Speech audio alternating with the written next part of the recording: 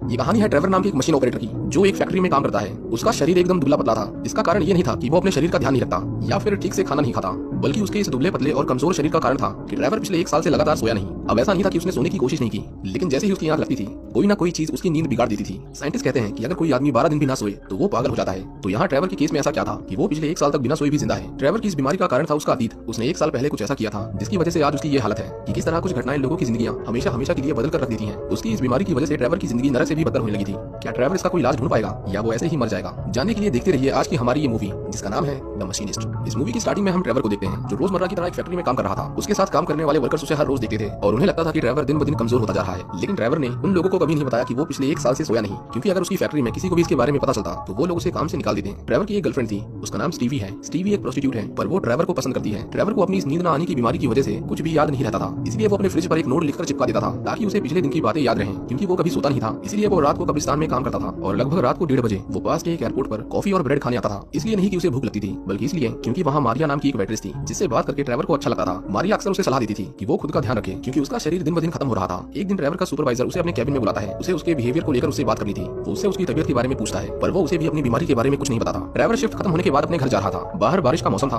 वो थोड़ा सोने की कोशिश करता है, पर जैसे ही उसकी आंख लगती है, एक आदमी उसे उसकी नींद से जगा देता है। वो आदमी अपना नाम इवान बताता है। वो कहता है कि वो भी इसी फैक्ट्री में काम करता है, लेकिन ट्रेवर ने वहाँ उसे पहले कभी काम करते हुए नहीं देखा था। अगले दिन ट्रेवर फिर से अपने काम पर आता है। वो मिलर नाम के एक वर्कर की मशीन फिक्स करने में मदद कर रहा था, पर तभी ट्रेवर की नजर इवान के ऊपर जाती है। इवान उसे अजीब से इशारे करता है, जिसे देखकर ट्रेवर को थोड़ा अजीब लगा। वो गलती से उस मशीन को स्टार्ट कर देता है, जिसकी वजह से मिलर का हाथ उसमें फंस गया था। सभी लोग उसे बचाने की कोशिश करते हैं, पर उसका हाथ पूरा कट गया था। ट्रेवर तो डर के मारे पूरा सहम गया था कि उसकी गलती की वजह से एक आदमी को उसका हाथ गंवाना पड़ा। वो बहुत घबराया हुआ था कि कहीं उसके ऊपर कोई कानूनी कार्रवाई ना हो। वो हमेशा की तरह मारिया से मिलने आता है और उसे पता चलता है कि मारिया कल अपने बच्चे को मदर्स डे पर कहीं घुमाने ले जा रही है। मारिया ट्रेवर को भी अपने साथ चलने को कहती है। अगले दिन हम देखते हैं कि उसकी फैक्ट्री में कोई भी ट्रेवर से बात नहीं कर रहा था, क्योंकि उसकी हर दिन बिगड़ती दिमागी हालत को देखते हुए लोग उससे डरने लगे थे। उसके सुपरवाइजर ने उस दिन के हादसे के लिए एक इन्वेस्टिगेशन टीम को हायर किया था। वो उसे पूछताछ करते हैं, जिस पर ट्रेवर उन्हें इवान के बारे में बताता है, जिसने उसका ध्यान भटकाया था। पर वो उसे बताते हैं कि वहाँ इवान नाम का कोई आदमी काम नहीं करता। और ये सब सुनने के बाद ट्रेवर सोच में पड़ जाता है कि आखिर उसके साथ क्या हो रहा है। एक दिन जब वो अपने घर जा रहा था तो रास्ते में उसे फिर से इवान दिखाई देता है। उसके पास रेड कलर की कार थी। ट्रेवर उसका पीछा करता है। वो उसे रुकने के लिए भी कहता है, पर इवान उसे बोलता है कि अगर उसे बात करनी है तो वो उसके पीछे आए। ट्रेवर उसके साथ क्लब में जाता है। वो इवान के ऊपर बहुत गुस्सा था, क्योंकि उसी की वजह से ट्रेवर का ध्यान काम से भटका था। पर इवान उसे कहता है कि इसका दोष मुझे मत दो, उस मशीन को तुमने स्टार्ट किया था, इसलिए ये तुम्हारी प्रॉब्लम है, ना कि मेरी। ट्रेवर उससे पूछता है कि तुम्हें कंपनी में कोई जानता क्यों नहीं, पर इवान उसकी बातों का जवाब नहीं देता। वो बाथरूम यूज करने जाता है, पर ट्रेवर देखता है कि वो अपना वॉलेट भूल गया था। ट्रेवर को उसके अंदर एक फोटो मिलती है, जिसमें उसकी एक सहकर्मी के साथ इवान फिशिंग कर रहा था। ट्रेवर अब खुश था कि उसे फाइनली सबूत मिल गया है, ये साबित करने का कि इवान नाम का कोई आदमी उसकी कंपनी में काम करता है। वो देर रात को अपने कलीग को फोन करता है और उसे उसके सुपरवाइजर को उसके और इवान के बारे में सब कुछ बताने की धमकी देता है, पर उसका कलीग उसे बेवकूफ समझकर उसका फोन काट देता है। ट्रेवर अपने फ्रिज पर एक नोट देखता है। वो उसे देखकर घबरा गया था, क्योंकि ये उसने नहीं लिखा था और हर दिन कोई ये नोट लिखकर उसकी फ्रिज पर चिपका देता था। ट्रेवर घबराकर स्टीवी के पास आता है, क्योंकि उसे बात करके उसे सुकून मिलता था। अगले दिन वो मारिया और उसके बेटे के साथ अम्यूजमेंट पार्क में घूमने जाता है, लेकिन जब वो उन दोनों की फोटो खींच रहा था तो उसे अपना बचपन याद आने लगता है, क्योंकि वो भी कभी अपनी माँ के साथ वहाँ पर आया करता था।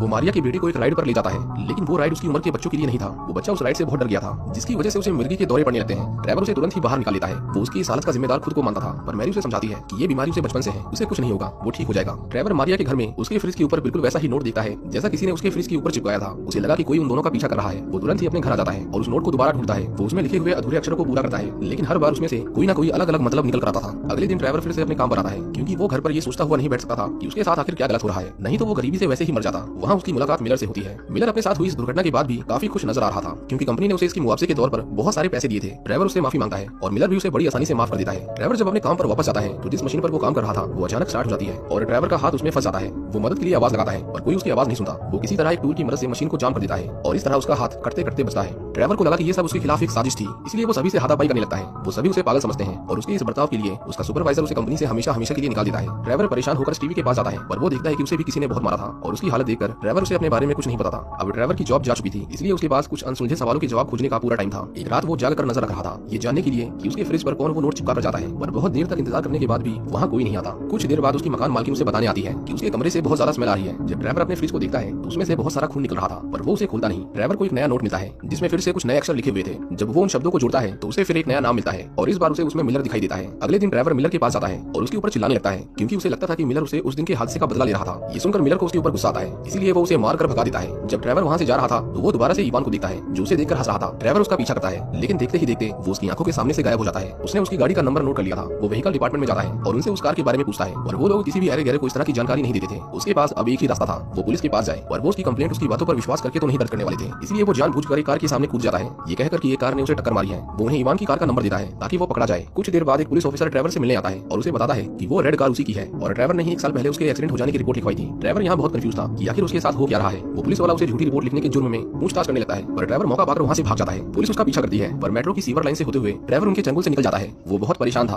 वो पिछले 1 साल से नहीं सोया, ये तो उसे पता है, लेकिन अभी जो उसके साथ हो रहा है वैसा कभी उसके साथ नहीं हुआ था। ड्राइवर अपने घर पर आता है, पर वो देखता है कि पुलिस उसके बारे में पूछताछ कर रही थी। अब उसके पास छुपने की कोई जगह नहीं थी, इसलिए वो स्टीवी के पास जाता है। वो उसके घावों को साफ करके उस पर दवाई लगाती है। स्टीवी अब अपना काम छोड़कर ड्राइवर के साथ अपनी बाकी की जिंदगी बिताना चाहती थी। वो उसे बता रही थी कि वो आगे क्या करने वाली है, पर तभी ड्राइवर वहाँ पर वही फोटो देखता है जो उसे इवान के वॉलेट से मिली थी। ड्राइवर को लगा कि वो भी इवान के साथ मिली हुई है। वो उसे इवान के बारे में पूछता है, पर स्टीवी को ऐसे किसी आदमी के बारे में कुछ नहीं पता था। वो ड्राइवर से कहती है कि जरा ठीक से देखो, इस फोटो में दूसरे आदमी तुम ही हो, और वो उस पर चिल्लाने लगता है। जिसके बाद स्टीवी उस पर गुस्सा करके ड्राइवर को घर से निकाल देती है। वो इस झगड़े के बाद और परेशान हो जाता है क्योंकि स्टीवी के अलावा उसका कोई नहीं था और उसे लगता है कि वो भी इन सब में मिली हुई है। ड्राइवर मारिया से मिलने एयरपोर्ट पर जाता है। वो रोज की तरह कुछ ऑर्डर करता है, पर इस बार उसे वहाँ मारिया दिखाई नहीं देती। वहाँ एक दूसरी वेट्रेस आती है, पर उसे मारिया से ही बात करनी थी। वो वेट्रेस उसे बताती है कि हर रात वो ही उसे ऑर्डर सर्व करती है और यहाँ मारिया नाम की कोई स्टाफ नहीं है। ड्राइवर उसके ऊपर भी गुस्सा होकर चिल्लाने लगता है और उसके आसपास के सभी लोग उसे पागल की नजर से देख रहे थे। जब वो वहाँ से जाने लगता है तो वो एक बार फिर से इवान को देखता है। उसे इस बार इवान को किसी भी हालत में पकड़ना था। वो उसका पीछा करता है और वो देखता है कि वो उसी के घर के अंदर जा रहा था। इस बार उसके साथ एक बच्चा था। ड्राइवर देखता है कि वो बच्चा मारिया का है। उसे लगा कि वो उसे मार देगा, इसलिए वो तुरंत उसे बचाने जाता है। वो देखता है कि इवान उसी का इंतजार कर रहा था। ड्राइवर उससे उस लड़के के बारे में पूछता है, जिस पर इवान उसे कहता है कि अब नाटक बंद भी करो, तुम्हें पता है कि वो मर चुका है। वो उसे कहता है कि उसे उसका खुद के लिए फ्रिज पर नोट छोड़ने का तरीका पसंद आया। ड्राइवर उसके साथ हाथापाई करता है और उसी के चाकू से इवान का गला काटकर उसे मार देता है। लेकिन वो देखता है कि वहाँ पर कोई लड़का नहीं था। वो दोबारा से अपने फ्रिज के पास आता है। जब वो उसे खोलता है तो उसे उसके अंदर बहुत सारी मछलियां मिलती हैं। उस फ्रिज को ड्राइवर ने पिछले 1 साल से नहीं खोला था, जिसकी वजह से उसमें से बहुत गंदी बदबू आ रही थी। ड्राइवर इवान की लाश को एक कारपेट में लपेटकर एक नदी के किनारे आता है ताकि वो उसकी लाश को ठिकाने लगा सके। लेकिन जैसे ही वो उसकी लाश को नीचे फेंकता है, वो देखता है कि कारपेट के खुलते ही इवान वहाँ से गायब हो चुका था। ड्राइवर हैरान था कि आखिर वो गया कहाँ। लेकिन तभी एक आदमी उसके चेहरे पर टॉर्च मारता है और हम देखते हैं कि वो आदमी इवान ही था, जो पता नहीं कैसे दोबारा से जिंदा हो गया है। इवान उसे कहता है कि अब समय आ चुका है उसके सवालों के जवाब देने का। ड्राइवर को अब धीरे धीरे याद आने लगता है कि ये सब उसके साथ क्यों हो रहा था। इन सब की शुरुआत हुई थी 1 साल पहले, जब ड्राइवर एक आम इंसान था। वो भी बाकी लोगों की तरह खुश रहता था। लेकिन एक दिन जब वो अपने काम से लौट रहा था तो उसने एक बच्चे को अपनी कार के नीचे कुचल दिया।